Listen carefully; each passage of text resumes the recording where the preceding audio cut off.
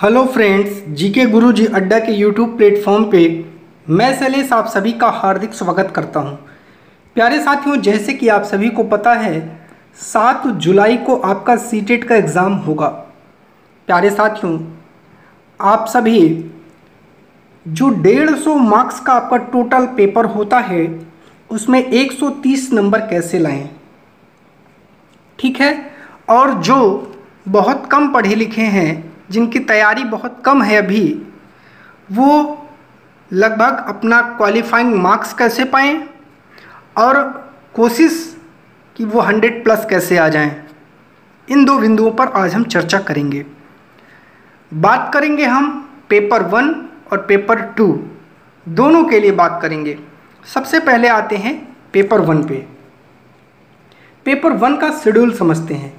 अगर आप लोग चैनल पर नए हैं तो सब्सक्राइब कर लीजिए, वीडियो को लाइक और अपने दोस्तों तक शेयर जरूर कर दीजिएगा। चलिए, पेपर 1 क्या है।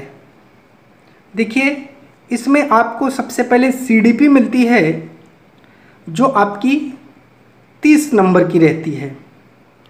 अब आपका टारगेट ये होना चाहिए कि सीडीपी के कुछ ऐसे टॉपिक हैं जो आपके फिक्स हैं, जैसे जीन पियाजे, कोहलबर्ग, वाइगोत्स्की, बुद्धि, विकास, अधिगम, ठीक है, अधिगम के वक्र। यहाँ ऐसे ऐसे टॉपिक हैं जहाँ से क्वेश्चन आते ही आते हैं। इन टॉपिक्स को आप बहुत अच्छी तरीके से पढ़िए। जो जो टॉपिक मैंने आपको बताया, ठीक है, पियाजे हो गए, ठीक है, कोहलबर्ग हो गए, वाइगोत्स्की हो गए, ठीक है, इन सभी को आप पढ़ लीजिए। इसके साथ कुछ अभी और चीज़ें हम आपको लास्ट में बताएंगे, आपको क्या क्या और पढ़ना है। और सीडीपी के आप जो प्रीवियस ईयर पेपर हैं, आप वो उनको अच्छे से समझ लीजिए, पढ़ लीजिए और देख लीजिए कैसे कैसे क्वेश्चन बन रहे हैं, ठीक है। तो आप कोशिश करना है सीडीपी में आपको 30 में 25 के आसपास आपको लेके ही आना है, क्योंकि यहाँ अगर आप बहुत नीचे जाएंगे तो फिर आप क्या होगा कि मेरिट में ऊपर नहीं आ सकते हैं। तो इसलिए कोशिश करना है 30 में 25 आप सही करके आए, जो अमूमन हो जाता है। नहीं तो 22-23 नॉर्मल सबका सही हो जाता है, जो ठीक ठाक पढ़े रहते हैं। दूसरा टॉपिक है आपका ईवीएस। ईवीएस भी आपका 30 नंबर का होगा। इसमें भी आपको जैसे कुछ टॉपिक हैं, परिवार है, जानवर है, ठीक है, जानवर है, परिवार है, और पक्षी हैं, घर है, पक्षी है। ऐसे कुछ इम्पॉर्टेंट टॉपिक्स हैं जहाँ से हर बार क्वेश्चन बनते हैं, ठीक है। ईवीएस में आपको इन टॉपिक्स को अच्छे से पढ़ना है और ईवीएस में आप कोशिश करना है 20 प्लस मार्क्स आप गेन करें। कभी कभी क्या होता है, ईवीएस में थोड़ा सा टॉपिक थोड़ा सा टफ आ जाता है, ठीक है। चलिए, देखिए, सीडीपी आपके लिए सबसे इम्पॉर्टेंट है, क्योंकि सीडीपी यहाँ भी आएगी, यहाँ भी आएगी, यहाँ भी आएगी, यहाँ भी आएगी। सीडीपी आपको हर पोर्शन में देखने को मिलती है, तो सीडीपी आपको बहुत अच्छे से पढ़ना है। बारी आई मैथ की। देखिए, मैथ का लेवल तो बहुत ईजी होता है। हाँ, सीडीपी में थोड़ा बहुत जो इसका पोर्शन आता है वहाँ लोग फंसते हैं। आप बेन हीले को पढ़ लीजिए, ठीक है, और जो आपका त्रिभुज से रिलेटेड टॉपिक्स हैं उनको पढ़ लीजिए, ठीक है ना। आप एनसीएफ एनईपी जो मैथ के बारे में बताया है थोड़ा सा उनको पढ़ लीजिए, और कुछ बेसिक क्वेश्चन हैं जो आप सॉल्व कर लीजिए। तो मान के चलिएगा कि आपका 15 से 20, क्योंकि मैथ में हर व्यक्ति उतना नहीं जा सकता है, तो 15 से 20 नंबर आप यहाँ से आराम से टच कर सकते हैं। और हिंदी का तो कहना ही नहीं, हिंदी में तो आपको 28, ठीक है, या 25, इन दोनों में से तो आपको लाना ही लाना है, ठीक है। और बची इंग्लिश और संस्कृत, जो दूसरी लैंग्वेज होगी आपकी, वहाँ भी 30 नंबर का है। वो दूसरी लैंग्वेज नॉर्मली सभी बहुत ज़्यादा 18 से 22-23 के अंदर में ही रह जाते हैं। तो इसलिए कोशिश करना है आपको सबसे ज़्यादा फोकस अपने सीडीपी के पोर्शन पे करना है, क्योंकि मार्क्स जो आपको बेनिफिट मिलते हैं वो सीडीपी से ही मिलते हैं, ठीक है। चलिए, ये हो गया पेपर 1 वालों के लिए। अब आते हैं पेपर 2 वालों के लिए। बने रहिएगा, लास्ट में कुछ बहुत महत्वपूर्ण आपको टिप्स बताने वाला हूँ। पेपर 2 यहाँ भी CDP 30 नंबर की आएगी, लेकिन यहाँ की CDP 1 की अपेक्षा कठिन होती है, या कह सकते हैं बहुत कठिन होती है। मतलब रहता तो वैसा ही है, लेकिन लैंग्वेज इसकी बहुत ज़्यादा टफ होती है, जहाँ समझने में लोगों को दिक्कत आती है, क्वेश्चन गलत हो जाते हैं। यहाँ आपको प्रीवियस ईयर पेपर बहुत ज़्यादा प्रैक्टिस करनी पड़ेगी। CDP के लिए बहुत ज़्यादा प्रीवियस ईयर पेपर आपको सॉल्व करना पड़ेगा अगर आपको अच्छा मार्क्स लाना है, क्योंकि बिना प्रीवियस ईयर पेपर के आप CDP में अच्छे स्कोर नहीं कर सकते हैं। नॉर्मली अगर आप पढ़े हैं तो 15 से 18 के बीच में जाएंगे, अगर आप अच्छे लेवल के पढ़े हैं तो 20 से 25 के बीच में आप जा सकते हैं, ठीक है ना। तो CDP को आपको बहुत अच्छे से पढ़ना है। जो आपका मेन सब्जेक्ट है मैथ, साइंस, SST, वो तो आपको ज़बरदस्त पढ़ना है, क्योंकि कोशिश करिएगा जो आपका मेन सब्जेक्ट है इस 60 नंबर का होता है, 50+ मार्क्स इसमें आपको गेन करना है प्यारे साथियों। 50+, जी हाँ, जो मैंने आपको बताया 50+ मार्क्स आपको हर हाल में लाना ही लाना है अगर अच्छा परफॉर्म करना है। और अगर पास होना है तब भी आप मान के चलिए 40 या 45 आपको लाना ही लाना पड़ेगा, क्योंकि अगर यहाँ आप गड़बड़ हो जाते हैं तो फिर कहीं ना कहीं आपके फेल होने के चांस बनने लगते हैं। आपकी हिंदी है जो लैंग्वेज, वो भी 30 नंबर की आएगी। यहाँ भी आपको हिंदी थोड़ी सी पहले लेवल की अपेक्षा दूसरे लेवल में थोड़ी सी कठिन आती है, लेकिन इतनी भी कठिन नहीं है। आप 25+ आराम से, या 25 के आसपास आप आराम से हिंदी में अपना मार्क्स ले आ सकते हैं। इंग्लिश और संस्कृत में भी वही कंडीशन है, ठीक है। बहुत ज़्यादा डीप लेवल नहीं आता है। 18 से 20 या 20 से 25 के बीच में आप अच्छे मार्क्स यहाँ पर गेन कर सकते हैं। अब मैं आपको कुछ बताने चल रहा हूँ, कुछ टिप्स। देखिए यहाँ लिखा है सम टिप्स। अगर आप इन टिप्स को अच्छे से फॉलो करेंगे तो जो कम पढ़े लिखे हैं वो 100 के आसपास, और जो अच्छे पढ़े लिखे हैं वो 130 या 130+ मार्क्स जरूर गेन करेंगे, ऐसी उम्मीद है मुझे। मैं आइए कुछ टिप्स आपको देता हूँ, ये टिप्स आपके लिए बहुत कारगर साबित होंगे। सबसे पहला टिप्स है आपके लिए, प्रीवियस ईयर क्वेश्चन अधिक हल करें। जो आपका प्रीवियस ईयर क्वेश्चन पेपर है वो आपको सबसे ज़्यादा हल करना है। सबसे ज़्यादा बेनिफिट आपको वही देने वाला है, सबसे ज़्यादा मार्क्स आपको वही दिलाएगा, ठीक है। जितना ज़्यादा previous year question paper solve करेंगे, मान के चलिए अगर आपकी तैयारी 100 मार्क्स की है, आपने प्रीवियस ईयर पेपर बहुत अच्छे से सॉल्व किया है, तो 20 मार्क्स इसमें आपके एक्स्ट्रा ऐड हो जाएंगे। ये मान के चलिएगा जो मैं आपको बता रहा हूँ। जो भी समय बचा है जम करके प्रैक्टिस कर लीजिए, ठीक है। 10-15 दिन जो समय है आपके पास, जम करके लग करके मेहनत कर लीजिए। प्रीवियस ईयर क्वेश्चन पेपर का कोई तोड़ नहीं है, ठीक है, क्योंकि कहा जाता है ना, प्रैक्टिस ही इंसान को महान बनाती है।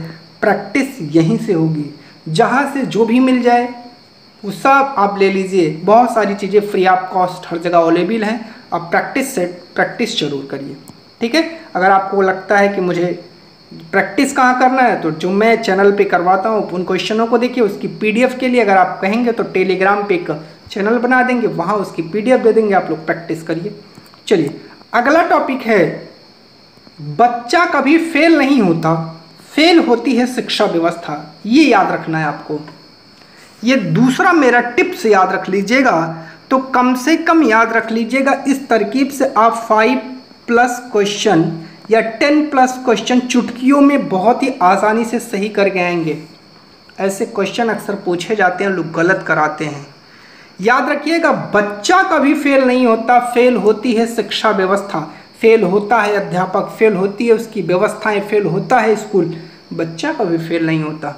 इसलिए बाल केंद्रित शिक्षा को ध्यान में रखते हुए, बालक को ध्यान में रखते हुए आपको हमेशा आंसर को समझना है, तब टिक करना है, ये आपको याद रखना है। ठीक है, चलिए लास्ट 1 वीक आप क्या करेंगे, केवल रिवीजन पर फोकस करें।